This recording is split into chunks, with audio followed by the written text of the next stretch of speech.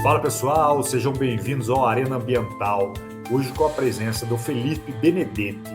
Ele é gerente de restauração florestal da empresa Implantar.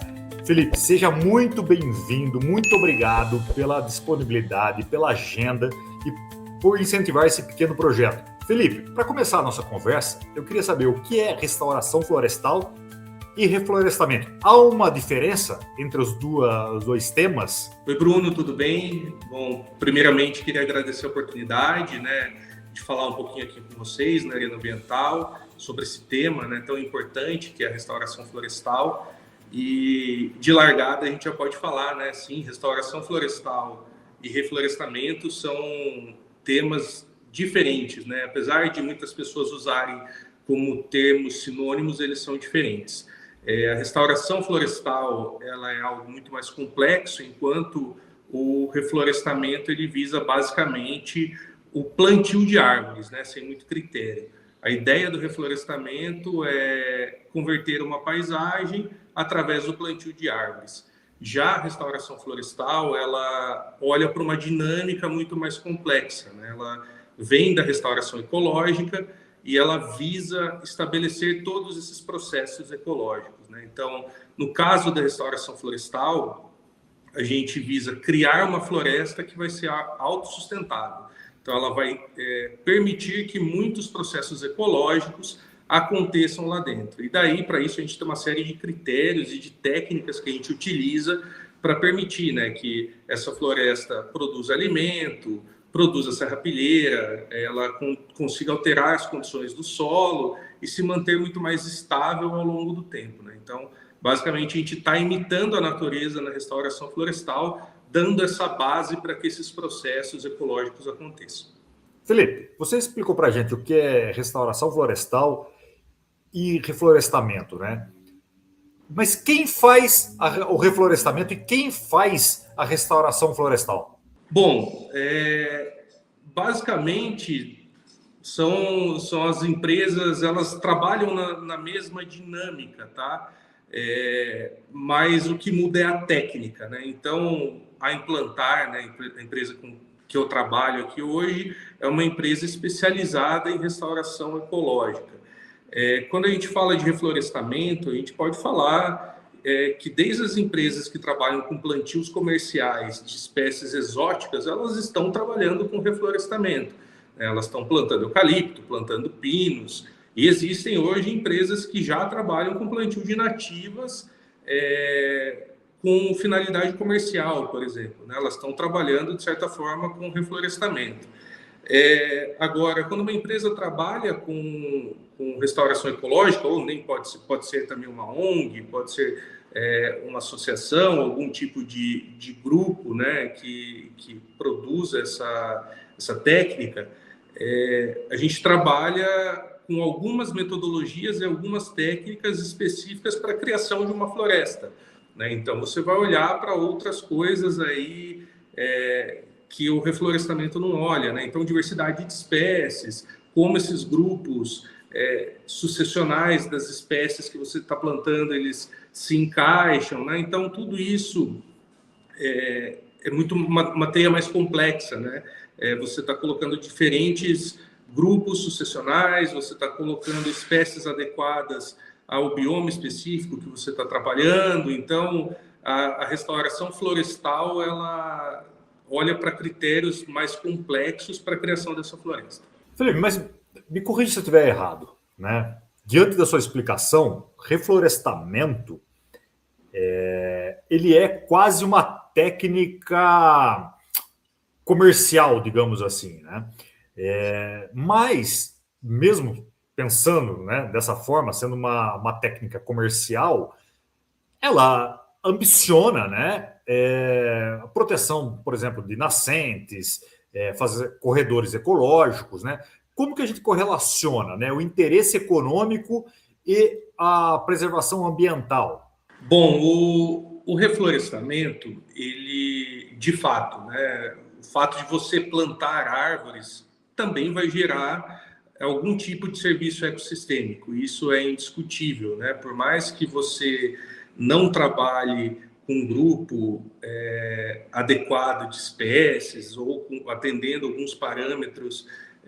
específicos da restauração, naturalmente você vai criar refúgio para a fauna, você vai melhorar as condições do solo, vai tornar aquele solo mais descompactado, muitas vezes, mais permeável para a água, melhora a disponibilidade de água local. Então, tudo isso, ambas as metodologias, né, o reflorestamento e a restauração, elas acabam compartilhando.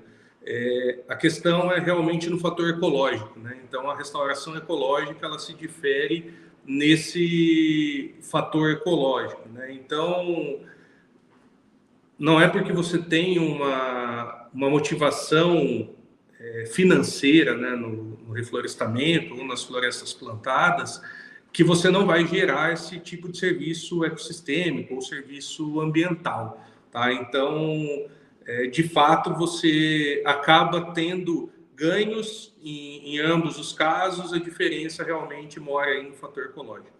Felipe, agora a gente tem escutado muito sobre a importância das florestas, até foi muita pauta na COP em 2025. Qual que é a importância das florestas no Brasil, né? E como que o Brasil vem pensando esse tema, né? Seja ele reflorestamento, seja a restauração florestal, como você disse, que é uma matéria mais complexa. Bruno, essas pautas são muito associadas ao que a gente está vivendo no contexto global, né? Então, é impossível a gente não abordar a questão da segurança climática, né? Então, as florestas, elas são um instrumento muito importante na promoção da segurança climática, tanto pelo sequestro de carbono, quanto pela produção de serviços ambientais, né? Então, se a gente puxar ali as primeiras preocupações com o tema do clima, elas advêm lá da década de 80, 90, passando pelo protocolo de Kyoto e realmente o marco da virada de chave, né, para o mercado de carbono, ele vem ali em 2015, com o Acordo de Paris, né, através do artigo 6, né, do Acordo de Paris, foi destravada a cooperação, né, entre os países para poder desenvolver os projetos de carbono que a gente vê hoje chegando no Brasil, né? Então, eu contextualizo isso porque, de fato, você tinha países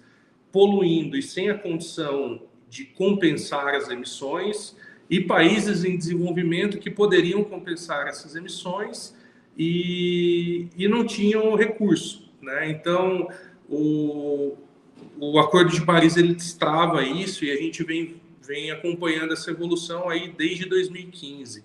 E mais recentemente, né, se a gente pegar de 4 anos para cá, o Brasil vem trabalhando nesses projetos muito grandes de compensação, né, de carbono, sobretudo ali na região norte e nordeste do país. Então, isso também está associado com a ONU, né? A ONU colocou entre 2020 até 2030 a década da restauração, né? Então, essa é a década para a gente fazer esse tema andar, né, de forma consistente. E o Brasil também, né, se comprometeu ali no Planaveg, né? Então, se a gente pegar o Planaveg, o Brasil se compromete em restaurar, né, 12 milhões de hectares nesse mesmo prazo, tá? Então, é um desafio robusto, muito grande, enquanto a gente observa o que a gente tem hoje, né? Então, de fato, é um desafio enorme, considerando que a gente tem que restaurar 12 milhões de hectares até 2030 no Brasil. Felipe, a gente vai falar de crédito carbono, e antes de continuar, me surgiu algo aqui que eu gostaria de perguntar, para eu não deixar fugir, né, do que foi pensado. Quando a gente pensa no crédito carbono, isso é feito, o crédito carbono é conseguido através de reflorestamento ou da restauração florestal? Pode ser feito através dos dois, tá? Então, hoje, a gente quando a gente pensa em grandes projetos de carbono no Brasil, eles estão sendo gerados muito mais num modelo de silvicultura de nativas. O que é isso, né? Então, basicamente, a gente pega o processo de plantio de espécies exóticas, né, da silvicultura tradicional, e a gente substitui as espécies, né? Os primeiros projetos começaram com uma gama enorme de espécies. E vale ressaltar que tanto a restauração ecológica quanto o reflorestamento são muito recentes, né? Então, a gente está desenvolvendo metodologias, está desenvolvendo ciência. Então, hoje estão sendo estudadas, inclusive, quais são as principais espécies para sequestro de carbono, né? Então, um projeto de carbono, por exemplo, ele pode ter N motivações, tá? Existem modelos que trabalham só pensando na produção de uma floresta mesmo, então, restauração florestal. Existem projetos que trabalham com performance total em sequestro de carbono, então escolher um grupo de espécies muito específico que tem aptidão para crescer rápido, gerar biomassa, e existem projetos que têm cunho de uso sustentável, além do sequestro do carbono, um uso madeireiro, tá, dessas espécies nativas, que está atrelado ao projeto. Então, tem muita coisa nova surgindo, tem muita metodologia sendo testada, para a gente realmente entender, né? Vale ressaltar que no Brasil a gente tem grandes cientistas, o Brasil é uma grande referência no tema mesmo no mundo, tá? Então a gente está gerando conhecimento em todas as frentes para entender qual o melhor uso para cada situação. Felipe, voltando aqui, a gente vai entrar nessa conversa ainda de crédito carbono, mas voltando aqui, falando de reflorestamento, e aproveitando, né, o seu know-how, o seu conhecimento aqui, me surgiu algo que é o seguinte, né, e é até bom a gente trazer isso, essa conversa para quem está nos escutando. Às vezes, o proprietário rural, o dono de terra ali está pensando em fazer um reflorestamento de forma comercial, né, e não sabe quais são os primeiros passos, né? Às vezes ele quer plantar o eucalipto, pinos, querem utilizar para fazer reflorestamento, crédito carbono, utilizar para crédito carbono. Quais são os primeiros passos, né? Vamos supor, o proprietário liga lá para implantar, né, na vossa empresa. Quais são os primeiros passos? O que é pensado? Tudo começa no escritório, né, Bruno? Então, primeiro a gente precisa delinear bem o projeto. A gente vai olhar para o cadastro da propriedade, vai entender quais são os compromissos, né? Então, se essa propriedade tem área de preservação permanente, se ela tem reserva legal já averbada, então a gente vai fazer todo esse planejamento, essa adequação da propriedade. A gente identifica também para que aquela propriedade trabalha, né? Então, tem área produtiva, não tem área produtiva, com que se trabalha, porque uma atividade, às vezes, próxima pode gerar um impacto na área de reflorestamento ou de restauração. E aí a gente define o objetivo, né? Então, o objetivo é comercial? Se é comercial, a gente precisa estudar o grupo de espécies mais adequado para aquele objetivo financeiro. Não, o objetivo é puramente restauração. Ok, então aí entra um outro grupo. Se a questão é de compensação, se ela está associada ao atendimento a algum compromisso, né? Aí muito provavelmente vai estar atrelado a um órgão. Então a gente precisa entender de onde advém aquele compromisso, se ele vem de algum acordo, algum termo de ajustamento de conduta. Então a gente precisa estudar toda essa parte, porque cada um tem um critério, tá? Então, dando um exemplo aqui no estado de São Paulo, a gente tem resolução específica para a restauração. E essa resolução vai colocar os parâmetros por bioma que a gente tem que atender. Então, não adianta eu trabalhar com plantio de eucalipto, por exemplo, para algo que deveria ser restauração. O objetivo não vai ser alcançado. Então, a gente precisa estudar o projeto. A partir daí, a gente parte para o diagnóstico de campo, né? Que a gente vai rodar essa propriedade com todo esse material gerado, geralmente alguns mapas, e a gente vai confirmar esse diagnóstico para gerar o plano operacional, com desembolso, cronograma, previsão de fluxo de caixa do projeto, para de fato executar e conseguir deixar o projeto entregue, funcionando, né, vamos dizer assim. Felipe, essa minha pergunta surgiu porque dentro do canal muita gente me pergunta: eu queria plantar algumas árvores para entrar no mercado de crédito carbono. Mas eu entendo que não é dessa forma, né? Que o resultado não é imediato. Né? Você poderia falar um pouquinho para a gente como é pensado o reflorestamento para o crédito de carbono? Bruno, vamos lá. Apesar de não ser um especialista na área, vou tentar passar uma visão mais geral, tá, de um projeto. Primeiro, o projeto de carbono, ele só pode gerar carbono a partir do momento que você comprova a adicionalidade. Tá? O que é adicionalidade? Então, você tem que comprovar que aquela área não seria floresta, né? Não seria uma vegetação nativa, sem um incentivo do carbono.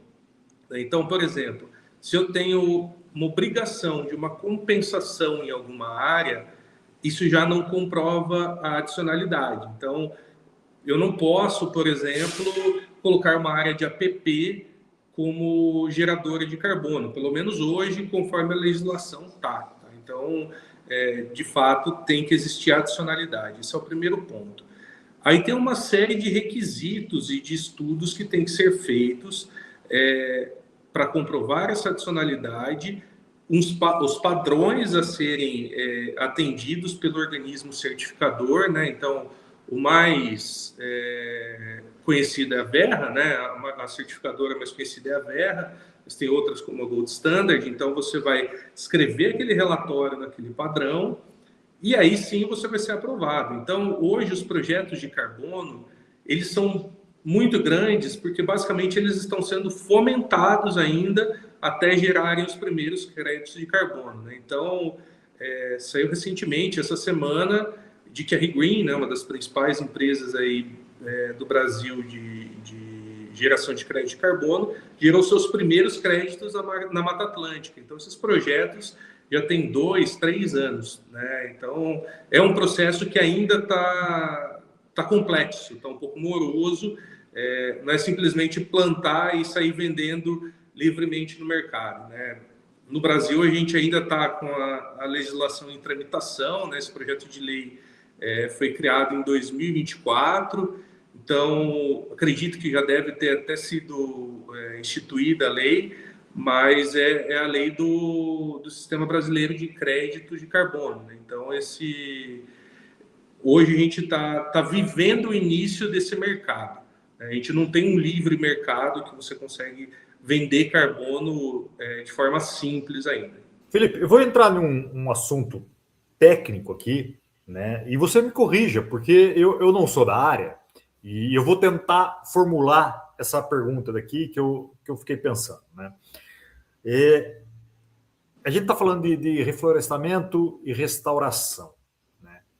O reflorestamento ele pode ser uma atividade econômica, né? Então, eu penso que pensar nas espécies são espécies que se adaptam àquele local, àquela região, ao clima, ao solo, pronto, a disponibilidade hídrica, e tem outros variáveis, depois você pode me explicar melhor, né? E quanto à restauração florestal, ela precisa estar adequada ao bioma já existente, se eu não estou enganado, né? Quais são as dificuldades, né, para um reflorestamento e para uma restauração florestal? Bruno, o reflorestamento ele surgiu muito com a motivação comercial, né? Então é sempre se olhar para produtividade, performance, se é produção de madeira, se é produção de biomassa. Então tudo isso depende da finalidade do projeto. Então o eucalipto é reflorestamento, né? O pinus é reflorestamento. E essas são espécies exóticas.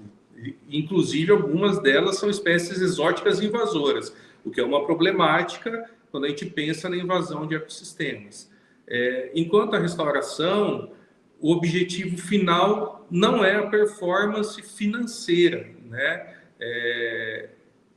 A restauração florestal ela veio muito atrelada com a compensação ambiental no nosso estado, aqui em São Paulo, mas no país também, né? Então ela iniciou bastante aqui e a gente vê hoje que já está a nível nacional realmente o tema da restauração.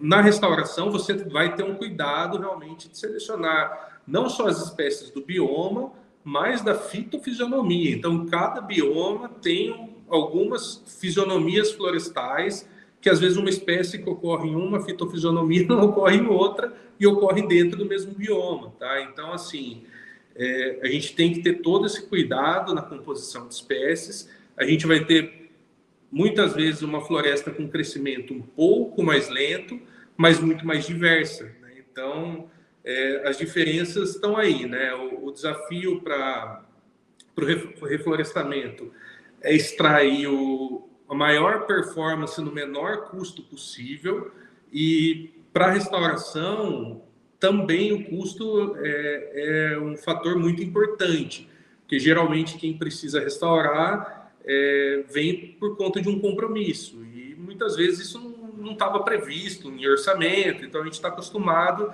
a ter que trabalhar com técnicas, com metodologias para reduzir custo, mas produzindo uma floresta sustentável, que a gente não vai colher, né? Que a gente não, muitas vezes nem vai manejar com objetivo financeiro, a gente vai deixar essa floresta aí para a eternidade. Felipe, eu não quero sair dessa conversa de desafios, né? Porque eu acho que tem interesses aqui, né? Eu acho que muita gente se pergunta, por exemplo, formiga, praga, o homem. Eu escutava um termo antigamente, que eu acho que nem se aplica a isso, efeito de borda. Era uma coisa que eu estudei lá muitos anos atrás. De repente, mudas, né? E desafios como esse, né? Quais são os maiores? Bruno, todos que você citou são desafios. O efeito de borda ainda é muito utilizado, sim, é um desafio enorme, tá? Quando a gente está trabalhando com áreas muito fragmentadas, né? Então, para quem não sabe, o efeito de borda basicamente é na borda de um fragmento, né? Ou seja, no contato dele com a área externa, seja ela para uma área desmatada, descampada, área urbana, você tem condições de luz, de temperatura, de exposição a fatores externos muito maiores do que no interior do fragmento. Então, naturalmente, você vai ter muito mais competição com espécies invasoras e uma diversidade muito menor na borda do fragmento. Então, isso é um fator muito importante a ser observado, que tem muitos projetos que acabam sofrendo um declínio por conta disso. Essa borda vai avançando e vai acabando com o fragmento de fora para dentro. Mas, quando a gente olha num contexto geral, acho que sem dúvidas, né? A crise de mão de obra é alta hoje no setor, tá? Então, isso na subicultura tradicional, na restauração florestal, no setor agrícola em geral, hoje realmente tem uma ausência, né, de mão de obra, um déficit de mão de obra muito grande, não só no operacional, mas também na gestão, tá? Então, de fato, é algo muito relevante. Na parte ambiental, a gente ainda tem uma falta também de mecanismos financeiros ainda para fazer o setor evoluir e pensar em larga escala, né? E pensando no dia a dia, na operação ali, na restauração florestal, os desafios são vários. Muitas vezes a gente entra em áreas que estão em pousio há 5, 10, até 15 anos, que é basicamente impossível a gente definir o que tem ali dentro, tá? Tamanha mato-competição que existe. Então, a gente primeiro tem que rebaixar boa parte dessa vegetação composta por gramíneas, muitas vezes exóticas, e tem que trabalhar essa área, né? Quando a gente vai trabalhar com um plantio total. A gente vai trabalhar com preparo de solo, com condicionamento desse solo, melhorar a fertilidade, plantar o grupo de espécies e depois trabalhar muito nos tratos, tá? Então, um projeto de restauração, ele consome basicamente aí até 60% do recurso dele até o plantio, que é uma janela muito curta, né, um período muito curto de tempo, e depois o restante é consumido nas operações de manutenção. Mas se você não executa essas operações de manutenção, certamente você vai ter um declínio do que você fez, tá? Então, a gente tem que sempre ter muito monitoramento, tá? Agora, olhando para a restauração florestal, a gente tem que ter muito monitoramento sobre as áreas. A partir do momento que a gente tem esse monitoramento, a gente vai gerando um manejo, né? Então, existe uma série de protocolos, padrões que a gente aplica, mas a gente precisa sempre ter um monitoramento para definir qual protocolo que a gente vai acabar utilizando nessas áreas. Felipe, você falou uma palavra que é manejo, e eu acabo me recordando de uma conversa que eu tive há tempos atrás, está no canal, sobre a agropecuária brasileira, né? E o posicionamento, né, no bate-papo, que foi muito interessante por sinal, ele diz que a agropecuária bem executada, hoje, nos dias de hoje, ela é aliada, né, do meio ambiente, né? Você acha, né, na sua visão de especialista, que a agropecuária brasileira ela consegue andar de mão dada com restauração florestal, com métodos de reflorestamento ou práticas de reflorestamento? Plenamente possível, Bruno. Acredito que a produção pensada de forma sustentável, ela é plenamente possível no Brasil. Acho que o Brasil tem um diferencial enorme em relação ao resto do mundo, né, com a possibilidade de gerar um sistema efetivamente sustentável. Para você ter uma ideia, né, a própria Embrapa ela já cita que o Brasil tem 28 milhões de hectares de pastagens degradadas, tá? Então, é um volume de área gigantesco que basicamente está sendo pouco explorado, pouco utilizado. Essas áreas já foram desmatadas em algum momento.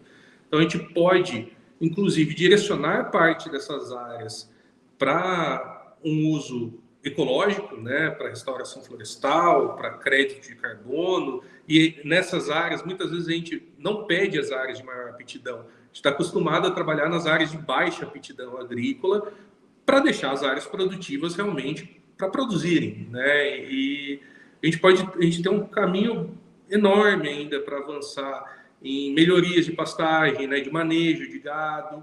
Tem muita gente trabalhando com boas práticas, né, de produção, e a gente pode avançar muito nisso, né? Aumentar a produtividade das pastagens, reduzir emissões através de algumas operações. Então, tem muita gente, inclusive do carbono, trabalhando em novas metodologias aí na agropecuária, né?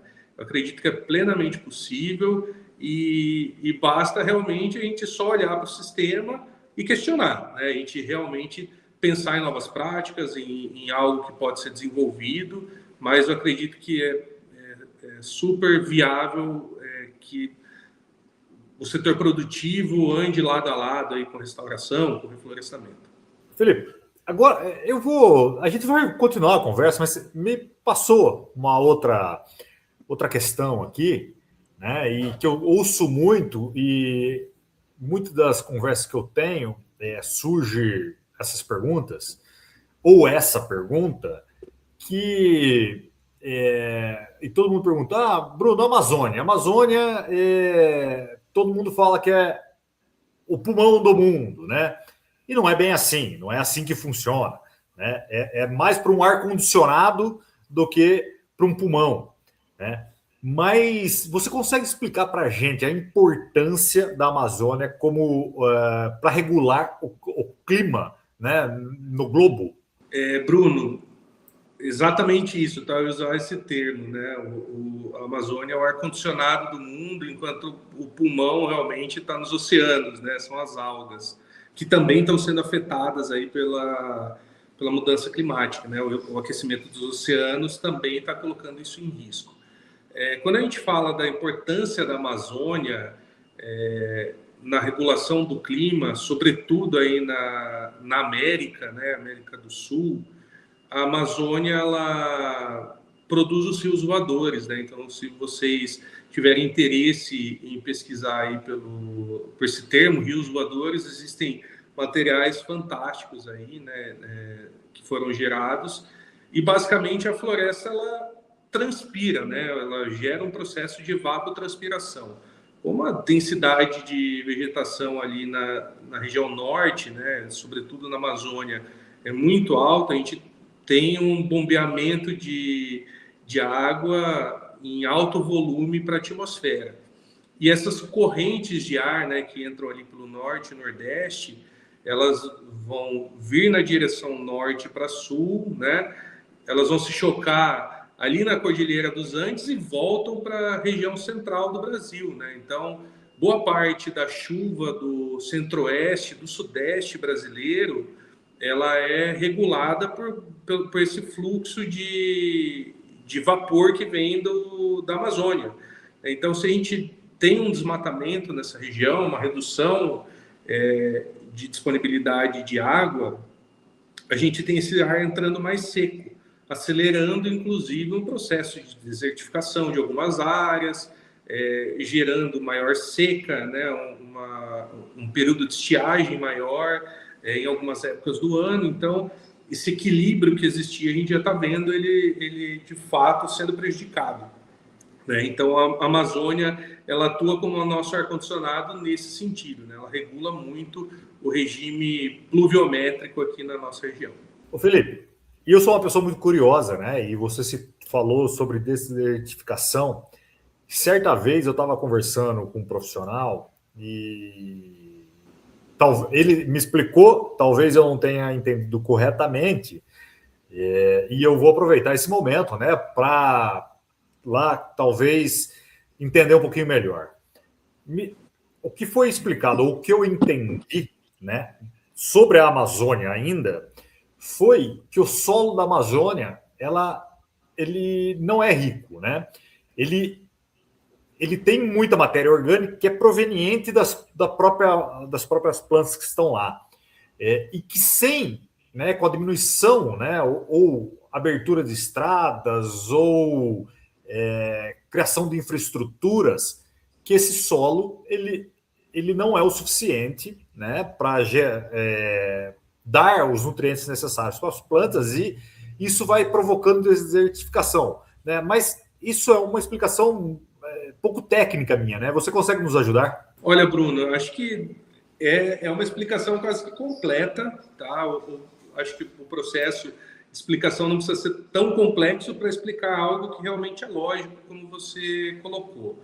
Mas toda a vegetação, né, e todo o bioma, ele é gerado por uma série de fatores, tá? Não só o fator biológico, né, que muitas vezes vem aí por parte da vegetação e fauna, mas também tem fatores abióticos, né? Tem fatores físicos, geológicos. Então, tem desde a formação do solo, né? De como o solo na região foi formado, de onde ele provém. Então, a gente vê realmente o solo, uma mudança de solo, né? O solo passa a ser mais arenoso, mas existe uma discussão também, né? Se a Amazônia, né, esse solo foi gerado através da floresta, como ele foi gerado, mas sem dúvidas é isso, tá? A direção é essa. O solo da Amazônia não é um solo rico, ele é rico por conta da serrapilheira, né, que é produzida ali nas florestas, e com a eliminação disso, a gente não tem uma base tão bem formada. E a gente nota já em alguns lugares, né, isso até o próprio professor Carlos Nobre, ele cita que a gente está tendo um avanço da caatinga, por exemplo, em algumas regiões, né, sobretudo no Cerrado, né, que é onde tem uma zona de tensão ali com a caatinga. Pela mudança do clima, pela falta de precipitação, a gente já vê algumas áreas que eram cerrado ou zonas de tensão tendo um predomínio de espécies de caatinga, né? Porque elas são muito mais adaptadas às condições que estão sendo apresentadas ali. Isso pode acontecer também com o cerrado em relação à Amazônia. Então, a Amazônia ela tem uma fisionomia, né, florestal muito marcante, árvores grandes, né, de grande porte, indivíduos com muita biomassa, que também é bem parecido com a Mata Atlântica, né? Quando a gente fala já de cerrado, apesar de ter algumas fisionomias também, né, com característica florestal, a gente tem outras fisionomias que são campos, com menos densidade de indivíduos, com indivíduos adaptados a incêndio, adaptados a condições climáticas mais desfavoráveis, solo mais pobre. Então, a gente pode ver uma descaracterização nessas regiões, tá? Então, de fato, o que você falou está correto, bastante correto, e eu acredito que é isso, né? A gente tem que pensar na estabilidade climática, pensando em manter esses biomas aí de forma equilibrada. Felipe, vou deixar um recado aqui, né? Que é o Dr. Carlos Nobre, que vai participar do canal, né? Ele vai falar sobre perda de biodiversidade. Então a gente está esperando o Dr. Carlos Nobre aqui. E depois o Dr. Carlos Nobre assim, por favor, pesquisem sobre ele. É uma pessoa muito renomada na área. E logo a gente vai estar com a participação dele no canal. Já foi confirmado. Estamos esperando. Mas voltando aqui, né, para a nossa conversa, eu tenho uma curiosidade, eu acho que todos têm, que é o seguinte, né? Às vezes a gente está ali na televisão assistindo uma reportagem e uma reportagem diz, olha, perderam 2% de Mata Atlântica, perdemos 3% da Caatinga, né? Como que é monitorada essas perdas de diversidade, né? De biodiversidade ou de florestas ou de biomas, melhor dizendo? Bom, a gente tem diversas formas de se analisar, né? Basicamente, hoje, a Amazônia ela é muito monitorada através de satélites, né? Então, tem um trabalho muito bem feito ali na Amazônia de análise, basicamente em tempo real, de incêndios florestais, de desmatamento. Então, a gente consegue ter um acompanhamento histórico disso, né? Na Amazônia, acho que é onde tem o maior destaque disso, na Mata Atlântica também, por ser uma região que já é mais antropizada naturalmente, né? Porque a Mata Atlântica ela ocupa quase que o litoral do nosso país. Então, existem diversos organismos que monitoram isso, sobretudo os órgãos ambientais, né? Então, são sistemas que se conversam e que a gente vai realmente tendo essas métricas de controle do desmatamento, de acompanhamento de desmatamento e metas de redução, né? Então, o Brasil tem se comprometido com o desmatamento zero, né? Que, de fato, é muito importante, né? Existe uma discussão de ser o desmatamento legal ou desmatamento total, né? A gente tem áreas ainda que legalmente poderiam ser desmatadas, mas se a gente pensar no contexto de emergência climática, de fato, a gente deveria repensar essas metas para ser um pouco mais arrojado. Felipe, eu queria aproveitar a sua experiência também e que você dissesse para a gente aqui, né, casos de sucesso, seja de reflorestamento, mas principalmente de restauração florestal, né? Eu, para já, vou citar talvez um dos mais legais que eu vi, né, que é do fotógrafo, né, que nos deixou há pouco tempo, Sebastião Salgado, que é maravilhoso o trabalho que foi feito. Depois, quem quiser conhecer, né, procure o trabalho que eu entendo que foi restauração florestal, né? O Felipe depois me corrige se não foi isso, né? Mas que você cite alguns casos de sucesso para a gente.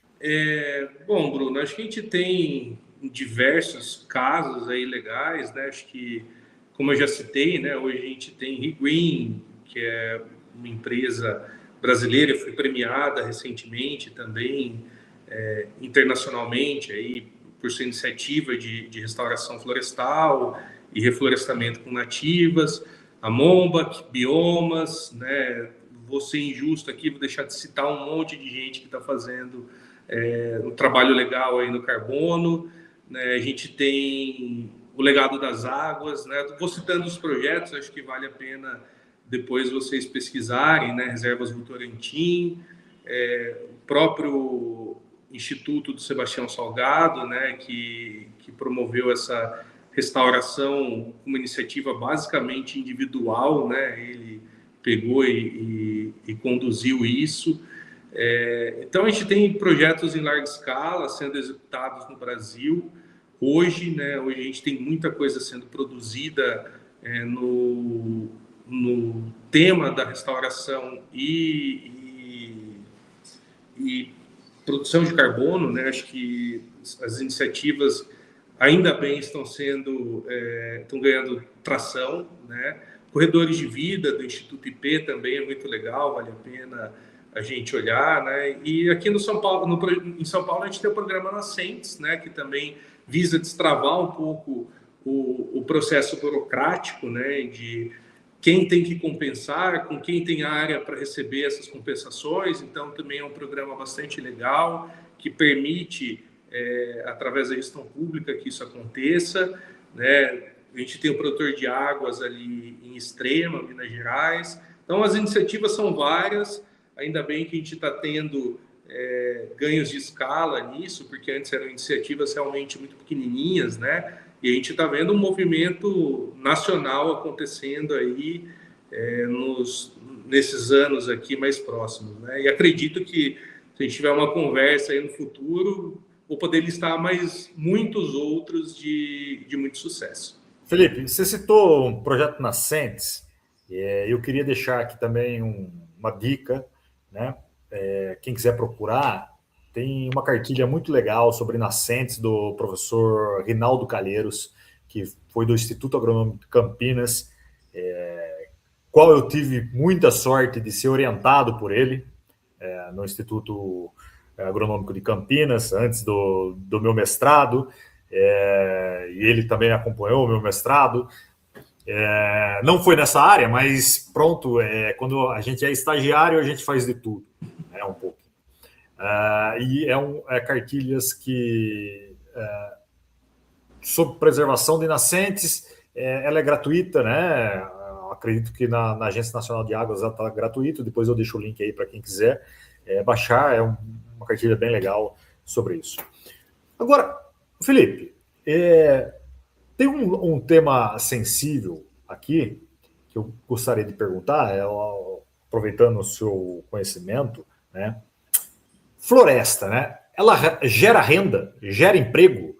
Como que isso funciona? Floresta gera renda de diversas formas, tá? A gente pode gerar renda com uso sustentável de florestas, né? Então existem comunidades extrativistas que trabalham apenas com uso sustentável de floresta, castanha do Brasil, né? Castanha do Pará, açaí, a gente tem cabrucas ali na Bahia, né, que trabalham na produção de cacau. Então, a gente tem comunidades que se desenvolveram com a floresta, né? A gente tem N alternativas hoje, como sistemas agroflorestais, que associam a produtividade, geração de alimentos e matéria vegetal associadas à floresta. A gente tem como trabalhar com sistemas agro-silvipastoris, né? Então também tem essa metodologia, e também a própria silvicultura de nativas, a restauração florestal.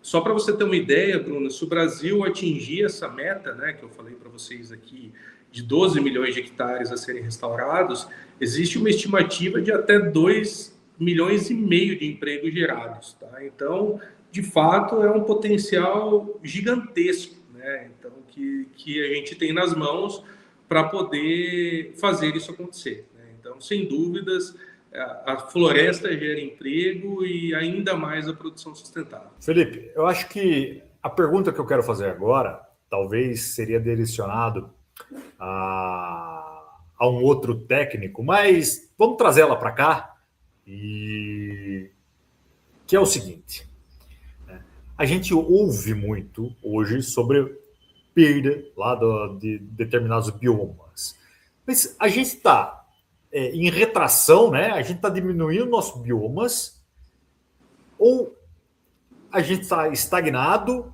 ou tem biomas que a gente está aumentando e está recuperando, né?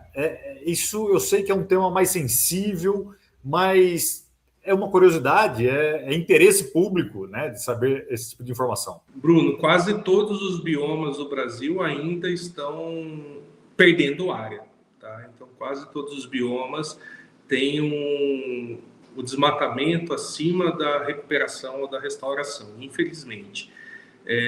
Em alguns estados na Mata Atlântica, sobretudo São Paulo, a gente já vê que a curva está se invertendo, tá? Então, que a área restaurada tem superado a área suprimida, né? Então, de fato, ainda a situação é muito crítica, né? A gente ainda, infelizmente, vê que o desmatamento tem avançado mais do que a restauração. Felipe, e essa pergunta, né, essa que foi sensível, e eu estou conectando a uma conversa anterior aqui com você, né, que eu escutei também, eu não sei o quão eu entendi da explicação, que há um ponto de não reversão, né, de um bioma.